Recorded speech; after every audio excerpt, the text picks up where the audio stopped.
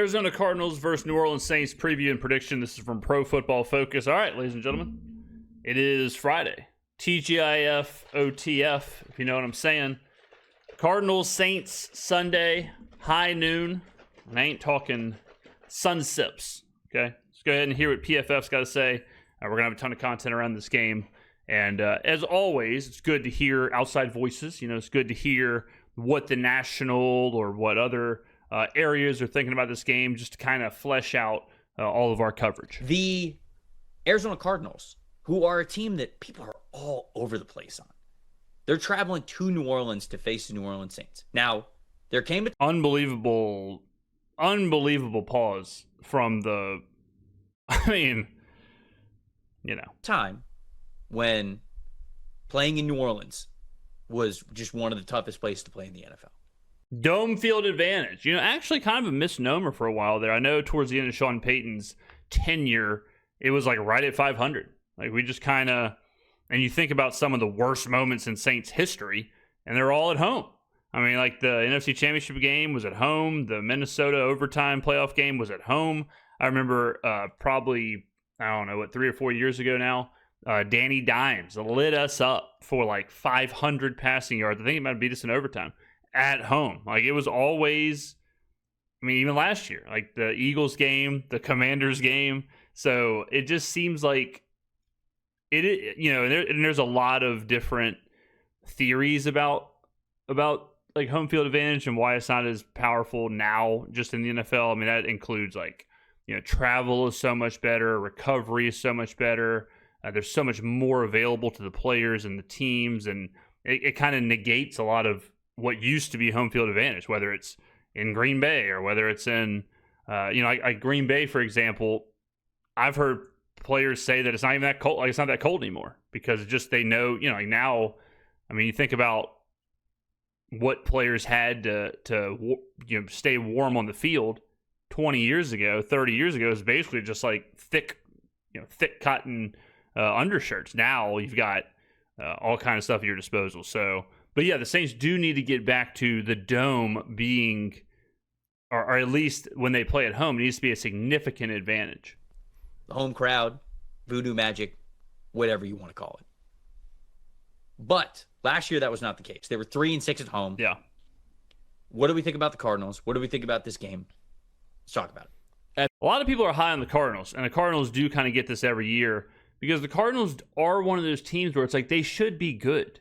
You know, they should be better than they are. They play the Cardinals. It's kind of funny because they're a bird. The Eagles are a bird. But they should be able to do very similarly what the Eagles do, just as far as like a game plan, a game script, just run the football, control the clock, you know, short passing, let Kyler Murray get a yard, 2 yards, 3 yards when he has to. He's athletic enough, and he's not a tush push. You know, he's not squatting 600 pounds like Jalen Hurts, but he is a very unique athlete. You also have Trey McBride, who, along with Brock Bowers, is one of the best tight ends in the NFL in a time where tight end is as important as it's ever been. You also do have, we'll see what he is this year, but like Marvin Harrison, yes, he was a bust last year, but you know, theoretically should have something. You have a defensive-minded head coach in Jonathan Gannon. A lot of people are tipping him as coach of the year. I don't have a ticket on it, but you could make worse bets. But the Cardinals should be a good team, and they should be a team that plays in this style or in today's style of what works in the NFL. They're kind of in that, I mean, and you think of, like, the teams that I think of are like the Lions, and we'll see what happens without Ben Johnson, but like the Lions last year, you know, the Eagles, like those teams, they seem to get what the current NFL is. The Chiefs, to a certain extent, the Chiefs are much more a defensive-oriented team than they were before. Buffalo, Baltimore, they all kind of play the same style. I'm not saying Arizona can be those teams, but they have the pieces to play the style that wins in today's NFL. At the end of the day, with the Cardinals, every week this season, especially this year, feels like a make-or-break year for Kyler Murray, right? Yeah, and Jonathan Gannon with all the defensive pieces he brought in, although they've had some injuries, and I have questions at linebacker. There's a lot of storylines around the Cardinals, but at the end of the day, they're expecting themselves to make the postseason. The foundation of this offense is them running the football right down opposing defenses' throats, right? Yeah, exactly. I mean, that's what they're going to do. Like, the Cardinals are not, and I think, you know, when Cliff Kingsbury was there, I think, and that was kind of the end of when the NFL was this like pass happy, West Coast style, throw it around, deep ball, whatever. Like, I mean, even Buffalo and Kansas City were completely different teams. Miami kind of started to show some things, and they were cosplaying as this like super dynamic, super high powered, super up tempo kind of innovative offense when they really aren't. They are run the football. They are get the ball to Trey McBride, get the ball out of Kyler Murray's hands quick. They are that team. James Conner is the most important part of their offense. Can he run the football? Now, bad news bears for the Saints is that as of last year and the year before, Saints couldn't stop the run. Now, we have to wait and see. Bottom line, we have to wait and see with a lot of this stuff with the Saints. We don't know what it's going to look like. I can sit here and say they'll stop the run much better. I can sit here and say same old, same old. We just don't know. We will know quick. I'll tell you that. We will know very fast. If Arizona is just running the ball at will, James Conner's doing whatever he wants, that is not going to go good for the Saints. We know what the Saints have to do. And it starts with stopping the run. Right. So I think what you're looking at in this game is you have a Saints team that tied with Dallas for the second worst run defense grade in the league last year against a Cardinals team that I think personally, I think James Conner's in for a big day. I think that needs to be the story going into this game. And then they work off of that with Trey McBride, with Kyler Murray in the read option game, with Marvin Harrison outside, right? I think they need to line up and run the football because I don't see the Saints having a real big hope of stopping them, right? And I think the big thing there is between the tackles. The Cardinals, when they run between the tackles, 7th in rushing grade last year, 6th in EPA per rush, 4th in yards per carry, 2nd in explosive run rate. They're one of the best teams at football running right downhill between the tackles. The Saints, as you might expect, are one of the worst teams in football, stopping that. Struggles especially at defensive tackle. They're going to have Devon Godshaw and Brian Brzee and guys in there who just aren't that great. Yeah, I mean, Brian Brzee has not been good so far in his career at stopping the run. We know that. He's actually been bad. Devon Godshaw, again, he's brought in to stop the run. Okay, well, week 1, game 1, day 1, you have a chance to prove it. Can he? Maybe. We'll see. On the inside, the Saints last year, 30th in run defense grade against runs between the tackles, and last in EPA per rush allowed by a wide margin. This was very arguably the worst team in the league stopping runs between the tackles. I don't expect any different. I'm really thinking this is going to be just run the football right down their throat, get to the play action concepts, and take a couple of shots maybe with Kyler Murray, get the read option game going a little bit. I think Arizona can control this game offensively in the trenches. Yeah, I agree with you. We've talked a lot about how bad the Cowboys were at defending the run last season. The Cowboys had a 48.0 run defense grade last year.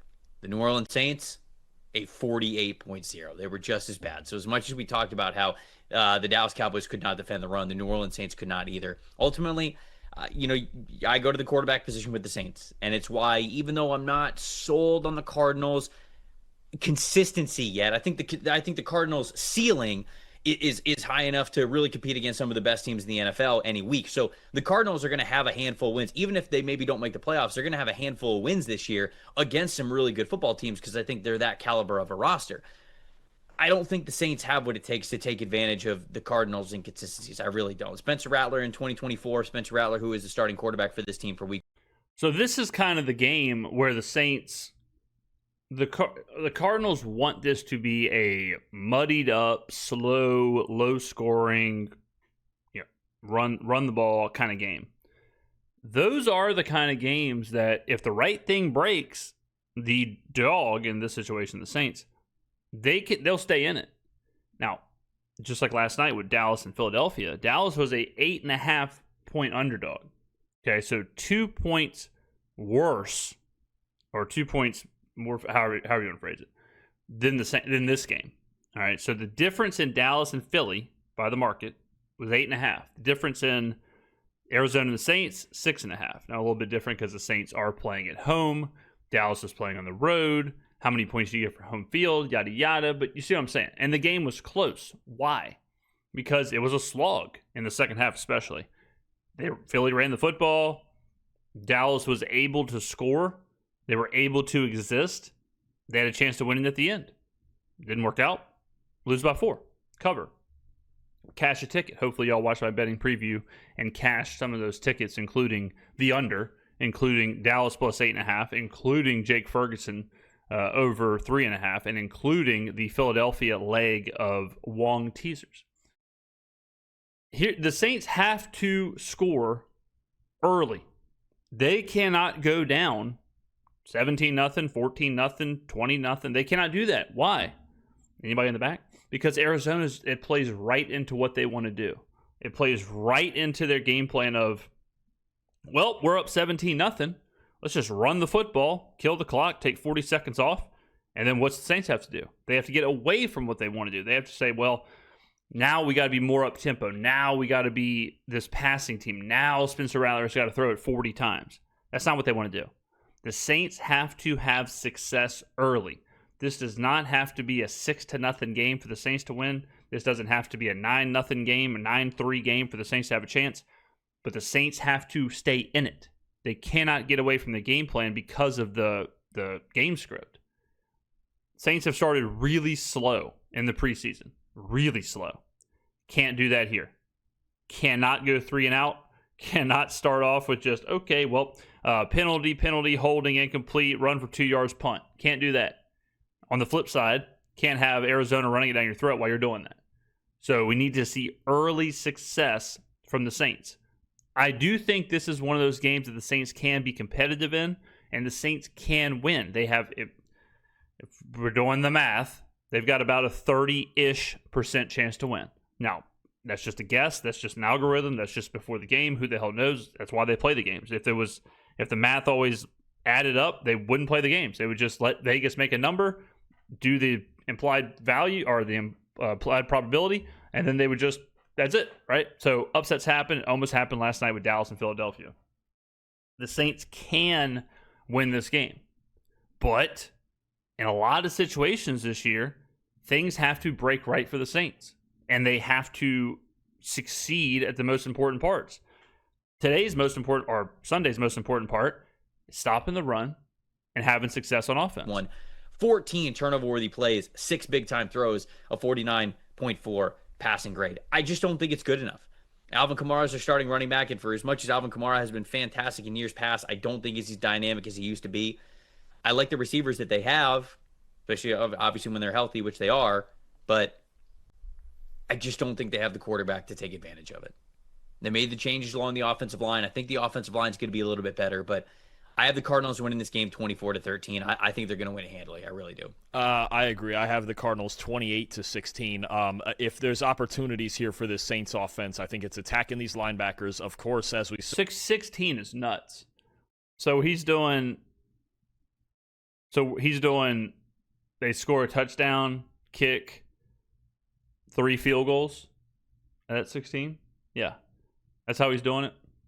With any Saints game in the last 8 years, they need a big game from Alvin Kamara, both in the running and passing game. And then I think Chris Olave over the intermediate parts of the field, or even, we saw with Kellen Moore as the OC in Philly last year, go balls on the outside. I think they're going to attack these corners on the outside. The Cardinals' middle of their secondary is very good with Thompson, with Taylor Demerson, with Baker, with Garrett Williams in the slot. But Will Johnson and Max Melton on the outside are going to have some tough assignments out there with Chris Olave and Rashid Shaheed. I expect a couple of go balls to at least be attempted by the Saints offense, and if they don't complete them, then I think it kind of stagnates. I'm with you. I think the Cardinals are rolling this week. It is not rocket science to say the Cardinals are going to win the game. They should, right? They're 6.5-point favorites on the road. What I'm telling you is how the Saints can win the game. And I think you'll know when you're watching it, you will know in the first half if the Saints are going to win or be competitive or whatever in this game. If it is 10-0 at the end of the first quarter, if it's 13-0 going into halftime, 13-3 going into halftime, it's not going to work. They cannot be chasing the entire game. I'm telling you. So I'm not going to sit here and predict, oh yeah, the Saints are going to win this game, no doubt about it. 28-13 Saints. Who dat? Like that's it's not what y'all come here for. The Saints are up against it for sure. They're a 6.5-point dog at home. Okay, again, I'm not splitting the atom here. But this is a winnable game. This is a gettable game. Very similar to Dallas and Philadelphia, where if we knew when we previewed it, if Dallas could have success throwing the football, then they had a chance to win that game. And that's exactly what happened. Now, CeeDee Lamb had 4 drops, which, not great for anybody. But if Dallas would have not been able to throw the football, if Dallas would have been down 17-0, would have been a completely different situation. So the Saints have to operate at a high level offensively. I think this will be a closer game. The market is telling us it'll be somewhere in that 21-17, 21-20, 23-20, 23-17 kind of world. That's where this game's going to live. And in all those numbers and all those totals and all those iterations that I just laid out there, it's a 1-possession game. And it depends on who has the ball last, but the Saints could have the ball last with a chance to win the game.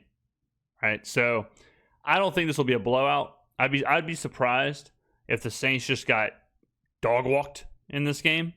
But, so I'm thinking the scores I just laid out right there is where I think this will fall. Who wins? We'll see. But I think the Saints can keep this competitive if they do what we laid out in this video. All right, ladies and gentlemen, thank you very much for watching. I will see you in the next video.